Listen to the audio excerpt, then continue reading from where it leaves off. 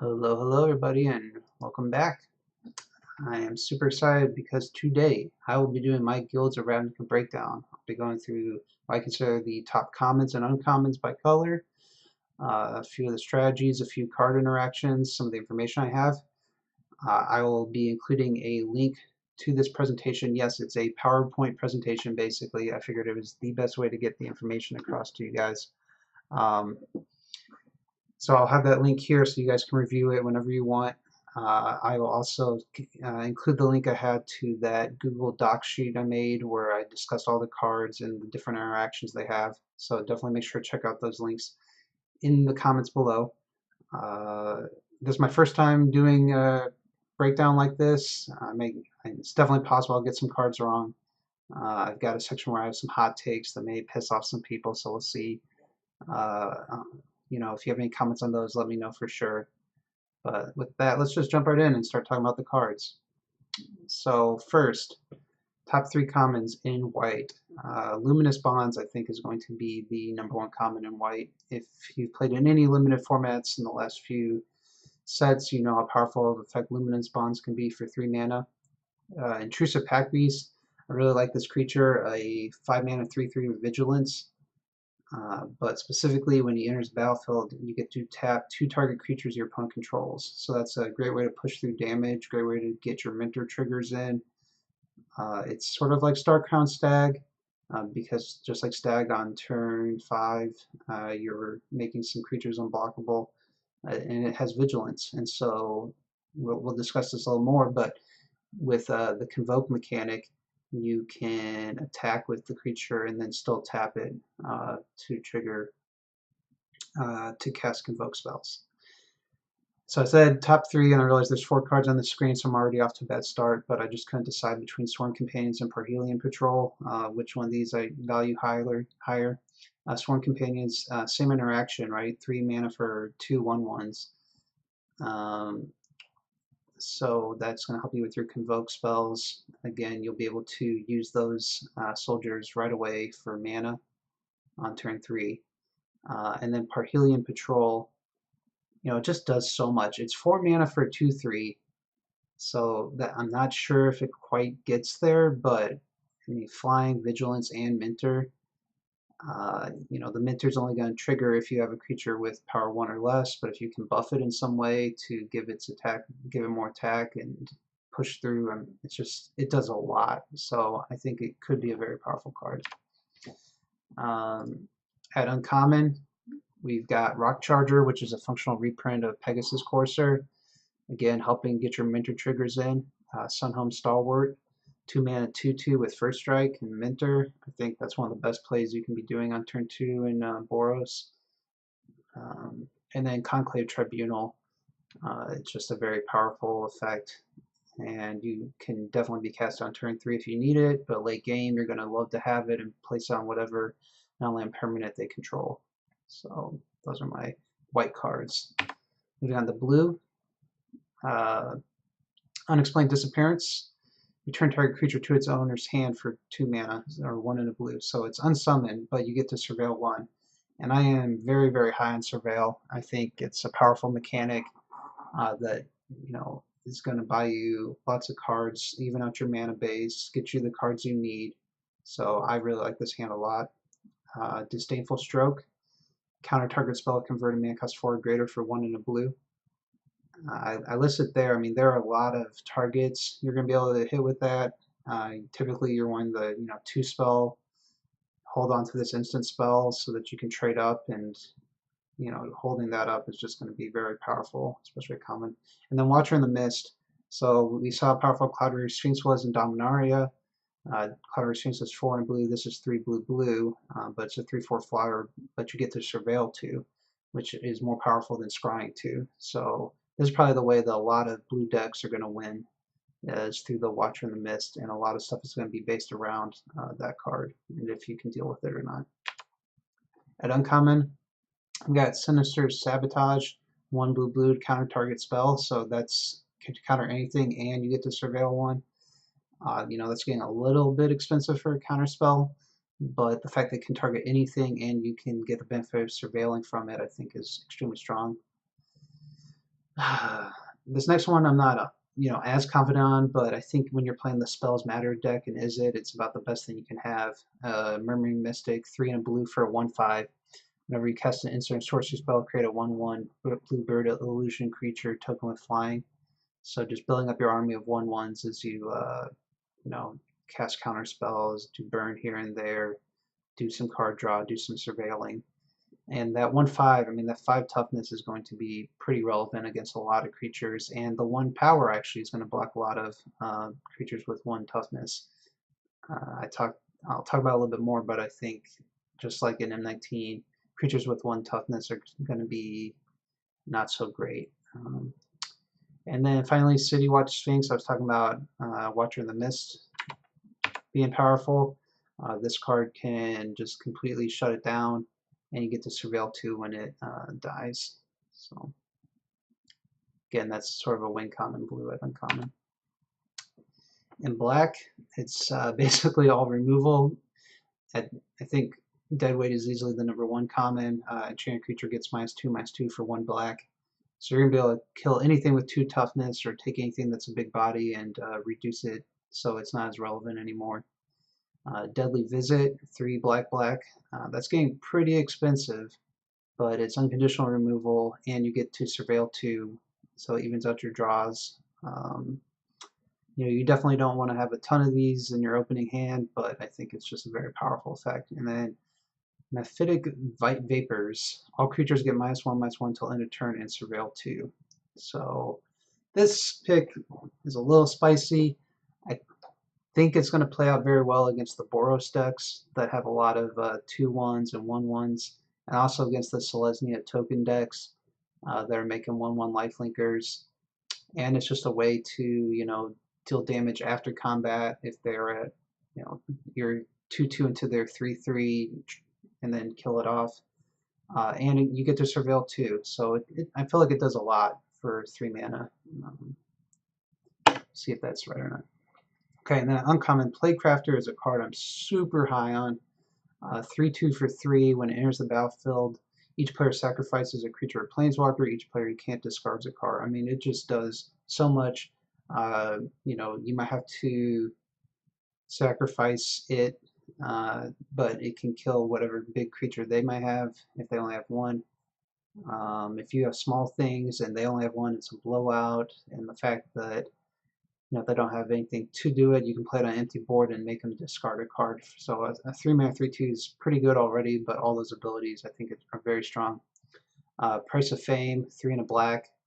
It costs 2 less if you target a legendary creature, destroy target creature. So at instant speed. So 4 mana, destroy target creature, add instant speed, and you get to surveil 2. I really like this card. I think it does a lot of what you want to be doing. And then Whispering Snitch, a 2 mana, 1 black for a 1/3 body. And whenever you surveil for the first time each turn, it deals 1 damage to each opponent and you gain 1 life. So it's sort of that drain and gain strategy. It's a way you're going to slowly win out the game as you're surveilling. Because at the end of the day, yeah, it's awesome to surveil, it's awesome to be jump starting and all these mechanics in Guilds of Ravnica, but you have to still win the game somehow. And Snitch is a way that's going to help get you some damage in, so you can close it out. Okay, for red, I love how you can't see my my notes here underneath this. Sorry, guys. Rebel Belt Board's a 3 and a red for a 3/3. And when it enters the battlefield, target creature gets +2/+0 until end of turn. So 3 and a red for a 3/3 is not super powerful, but I think that +2/+0 is going to be very relevant. I think it's going to, we got the second card there, Wojek Bodyguard, making that a 5/3 so that its Minter triggers can still keep happening. You're going to have all your Minter creatures that this can raise the power on so that they can Minter somebody else and get them up to an extra power. You're going to be happy to draw that card in the early game, happy to draw it in the late game. I think it's just going to end up being a pretty powerful card.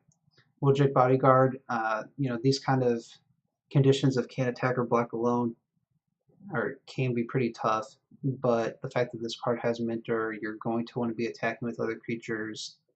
It's one of the, like, if you're playing Boros, play a 2-drop, you play this guy, and then you play Rebel Belt Board. You're just getting in for a ton of damage, or maybe not Rebel Belt Board, maybe you want them on turn 5 or so. but it's exactly what you want to be doing. So is it susceptible to problems if you don't have your 2-drop or if they destroy it? Yeah, but I think it's what you want to be doing if you're playing Boros. And then the third card, is direct current good? You know, 1 red for a shock.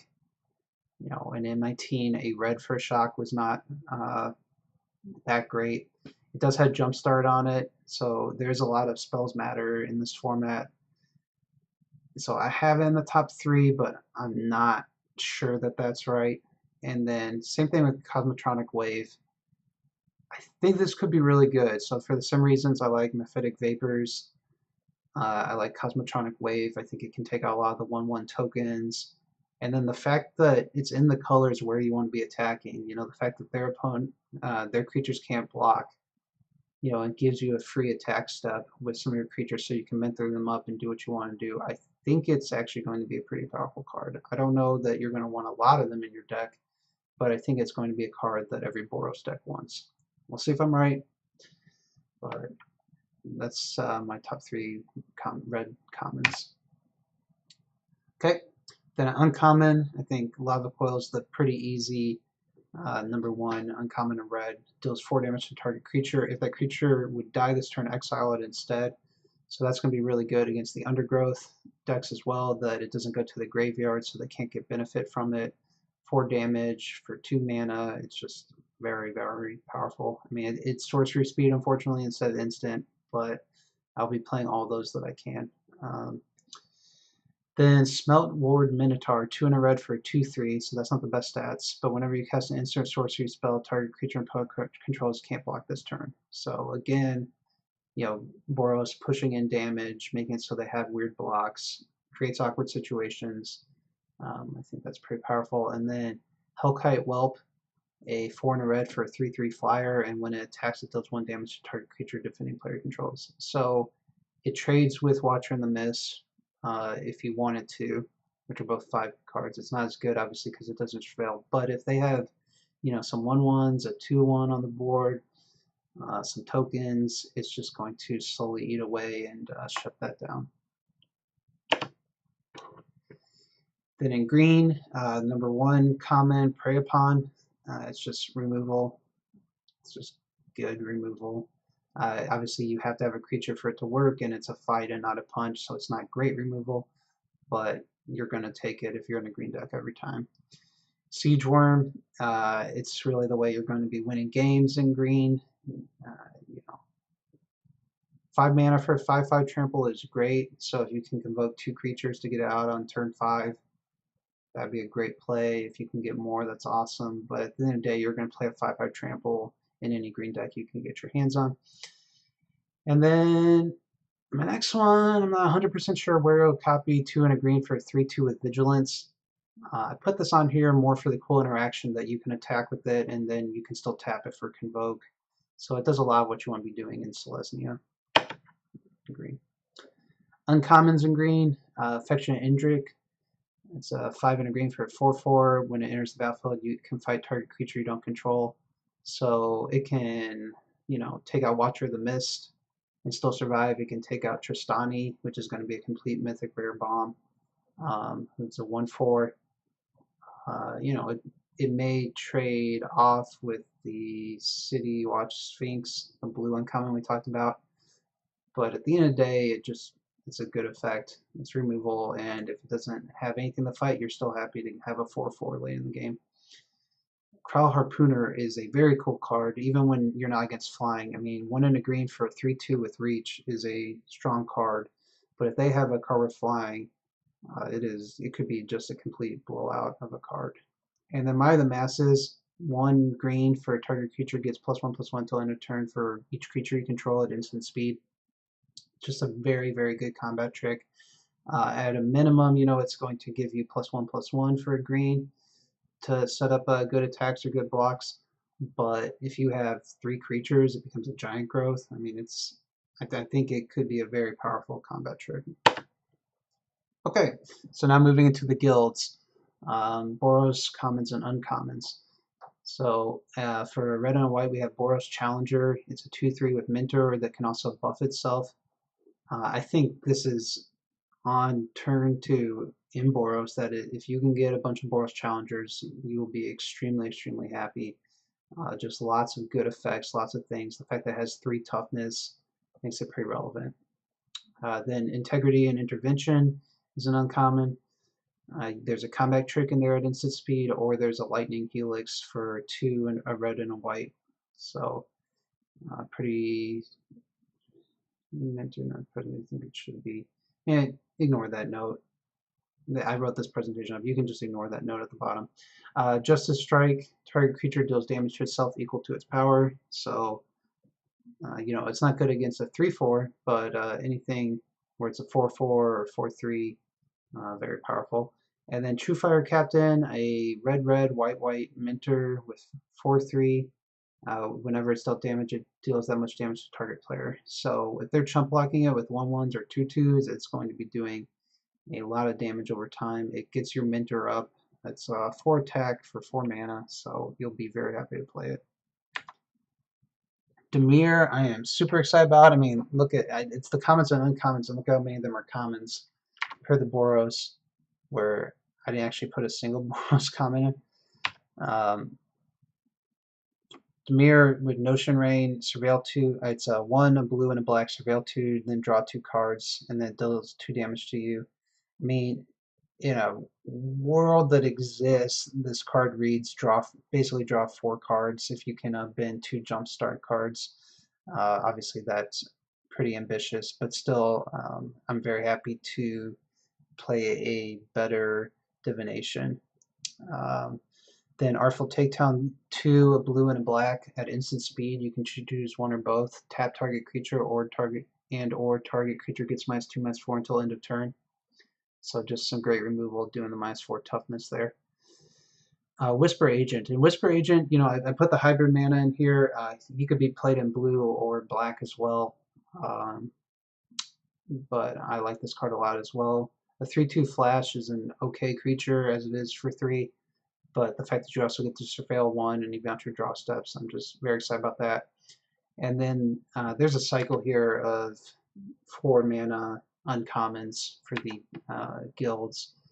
And Demir's is Nightfield Predator, 2 and a blue, blue, black. It's got Flying, Death Touch, and Hexproof for a 3/3. So a lot of cool abilities there. Just a very powerful card. Golgari commons and uncommons.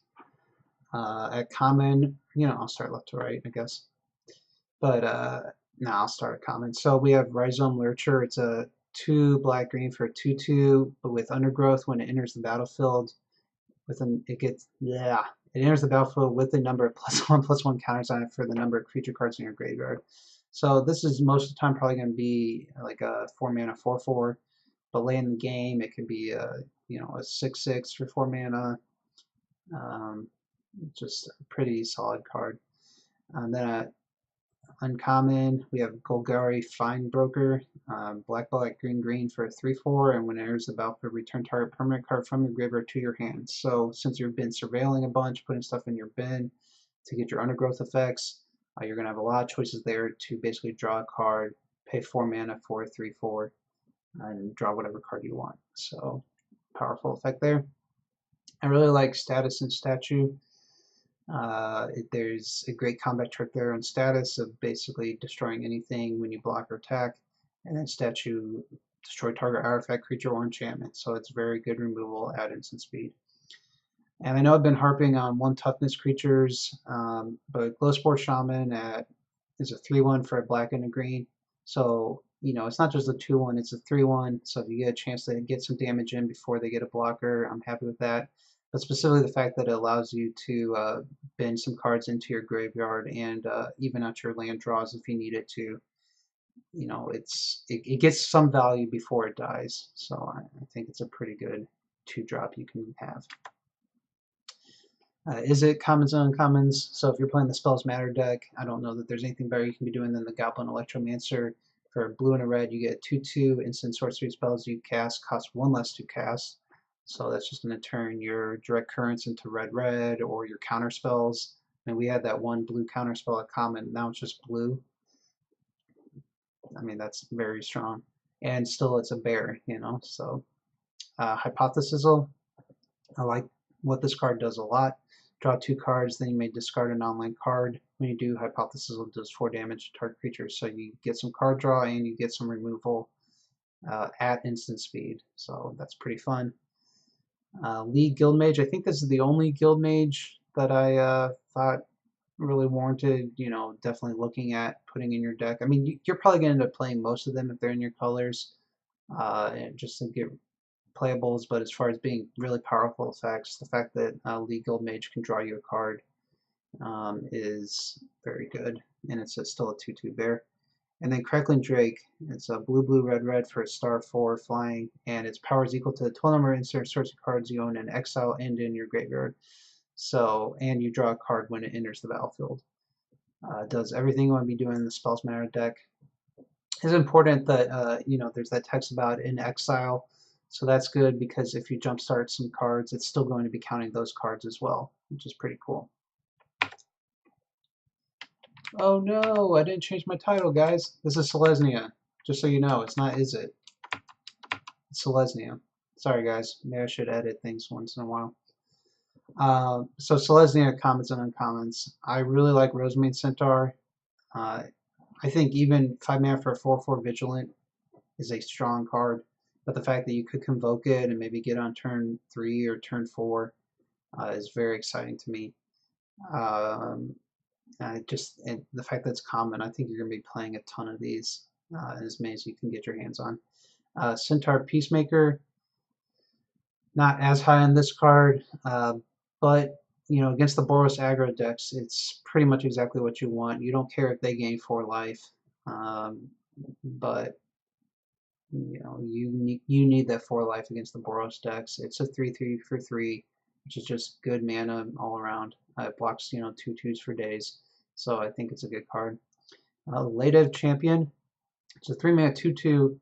Late in the game, you can use it to create 1/1 soldiers with lifelink, which is great.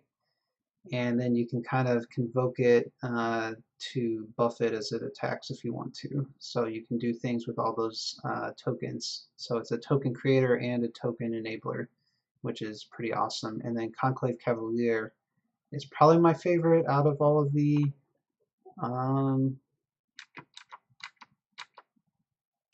think it's my favorite out of all of the 4 mana guild cards. It's a green, white for 4/4 with vigilance, so amazing stats. And then when it dies, you get a 2/2s. So that helps with your convokes. That helps, you know, replace itself. It's just a very, very powerful card at uncommon. But these are Selesnya commons and uncommons, not Izzet commons and uncommons. I apologize, guys. Okay, next I just want to talk a little bit about some of the cards in the set and what to be on the lookout for. So as far as board wipes, I consider a board wipe anything that can damage all the creatures on the board, not necessarily, you know, Wrath of God effects that are going to destroy the whole board. So these are the only spells that will damage multiple creatures.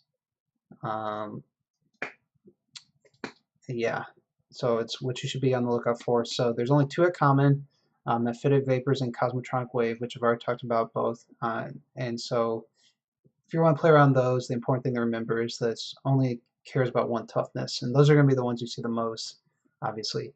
Then an uncommon Swath Cutter Giant. Again, it's only 1 damage to each creature defending player controls when it attacks. So at common and uncommon, there's no board wipes you need to worry about there. The rest are just at rare. You know, in a way, the most all-encompassing one is the Finality there, which is just an extremely powerful card because it'll allow you to save your creature and then kill all the other creatures by putting -4/-4 on them. But you have Deafening Clarion, which deals 3 damage to each creature.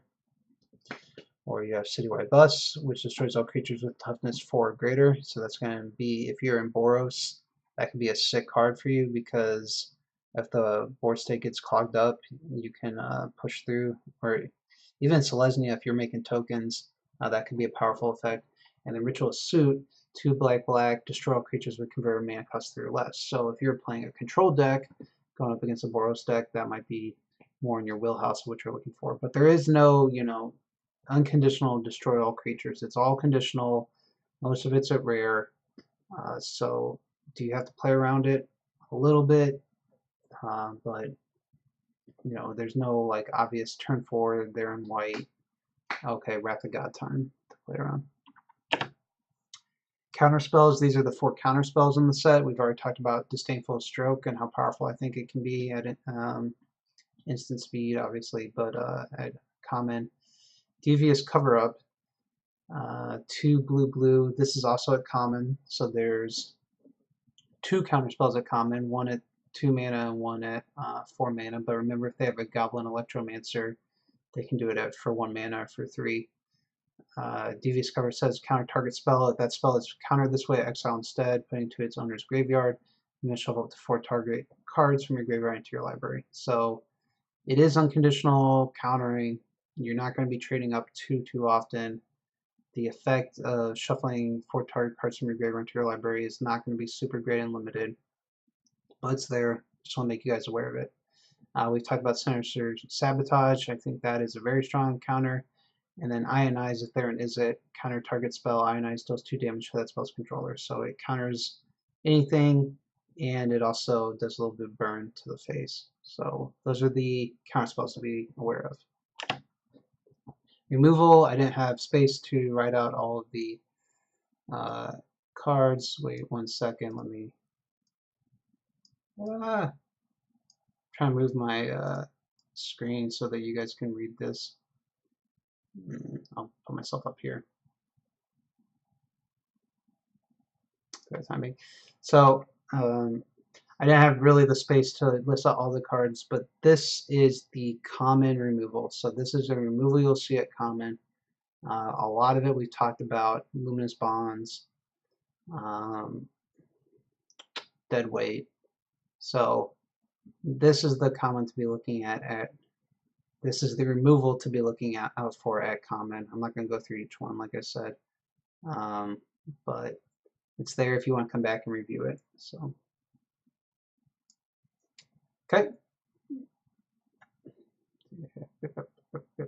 I've already talked about the ones I like the most. Some of these are creatures, you know, that have abilities. But instant speed combat tricks. So these are the combat tricks at common. Okay, they're not all the combat tricks. These are the ones that common for you to be aware of. Sure Strike. We've seen this card before. I like it a lot. Just be aware that it exists. Take Heart. For a white, target creature gets +2/+2 until end of turn. You gain 1 life for each attacking creature you control. So there's a little life gain. There's not any life gain payoffs, or not very many life gain payoffs at all in this set, other than the fact that you're just increasing your life. Pax Favor. You know, you can, a lot of times you're going to be getting this for 1 green to get a +3/+3.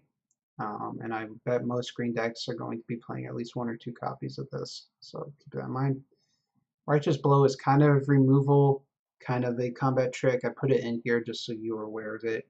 That can deal 2 damage to target attacking or blocking creature for 1 white. And then Dazzling Lights, you know, is not going to kill your creature a lot of times, but makes it so that if you think you're trading, you may not end up be trade, and you also get to surveil 2 off of it. So that's that.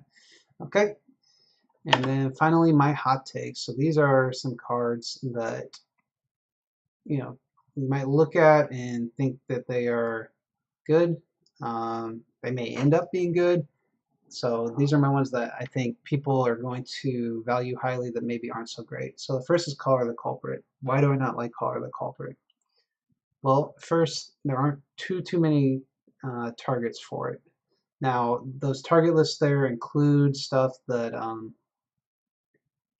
you know, obviously with Minter, toughness can get higher. Obviously with combat tricks, toughness can get higher. So that's just the base stat levels. But ultimately it comes down to being too expensive. I mean, it's 4 mana for a conditional removal spell that, you know, it's like if I'm in that color in white, you know, wouldn't I rather be playing a 4/4 for 4? My own creature, you know, to be putting on the board if I'm in Golgari. Wouldn't I rather be having a 3/4 that does something, right? It just seems like for that mana cost to be that conditional, it's just it does not excite me too much. I think, you know, you always think removal is great. This one may end up being, I may be completely wrong, but they're just not that many targets, and I don't know. We'll see. Undercity Uprising, it sort of falls in that same boat. Again, you're paying 4 mana for sorcery speed. Creatures you control gain death. Sorry, it's 2 black and a green. Creatures you control gain death touch until end of turn. Then target creature you control fights target creature you don't control. So the first phrase to me, I mean, unless you're pushing through for lethal, like you just don't block that turn, right? And then you swing back or you leave up blocks the next turn. So it's really just the last part. Target creature you control fights target creature you don't control. So first you have to have a creature on the board. Secondly, you know, a lot of times you're probably going to be losing your creature to their creature. So if it's a token, maybe you don't care as much, right? So maybe this card still sees some play in token decks, especially since it gives them all death touch. In fact, that's the only place you probably end up playing it is in a token deck. But at the end of the day, it's just kind of, it's pretty conditional, you know, and it's 4 mana still. So again, is that really what you want to be doing for 4 mana? And then finally, Guild Summit. So when it's 2 and a blue, when Guild Summit enters the battlefield, you may tap any number of untapped gates you control. Draw a card for each gate tapped this way. When a gate enters the battlefield under your control, draw a card. This goes back to my thought that like gates are going to go relatively quickly once people figure out their colors. I think a lot of people are going to be want to be playing 3 colors and will be picking gates a little earlier than just the end of the draft. And I don't think you're going to get enough gates to really make this card pay off. We'll see if it's right. We'll see if I'm wrong. I think 5 color might be a little too slow. I think the land's coming into play tapped, so you can't do anything to then just kind of dirtle around more with your Guild Summit. I think it's going to be a little too slow. So we'll see if that pans out or not. So that's my breakdown of Guilds of Ravnica. I hope you guys have enjoyed it. Let me know your thoughts in the comments below. Like I said, I will be linking this awesome PowerPoint presentation to anybody that wants to review it in the comment section. But yeah, this is exciting. I hope you guys enjoyed it. We'll see how it pans out. I hope you guys are all excited for your pre-releases. They're all coming up this Saturday. So check them out. If you're in Magic the Gathering Arena, they're going to be doing a limited sealed event pre-release, so that's really cool that if you can't make it to your local game store, you can do some Magic Gathering Arena drafts. I'm going to try and make that work. I'm definitely going to be going to the pre-release of my local game store and then trying to jam a match or a deck or two in Arena if my schedule works out or not. But yeah, thanks for watching, guys. Good luck to all of you at your pre-releases, and we'll see if these hot takes pan out or not. Later.